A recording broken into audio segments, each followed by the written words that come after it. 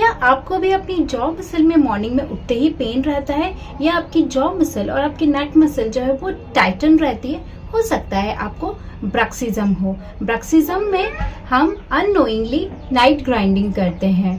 इससे न सिर्फ हमारे टूथ बल्कि गम्स को भी लॉन्ग टर्म में डैमेज हो सकता है। ये क्यों होता है? बिकॉज ऑफ स्ट्रेस, एंजाइटी, या अगर टूथ अलाइन नहीं है तो भी ब्रक्सिज्म हो सकता है। तो ब्रक्सिज्म की ट्रीटमेंट के लिए आप एक नाइट गार्ड बनवा सकते हैं। इससे जो फर्दर टूथ और गम डैमेज है वो रुक जाएगा। दूसरा, आप अपनी स्ट्रेस और एंजाइटी को दूर करिए। आप अपनी जॉ मसल की मसाज करिए, और जो है नाइट के टाइम पे आप टी कॉफी ना लें, इससे आपको स्लीप में इश्यूज होंगे। Thanks for listening.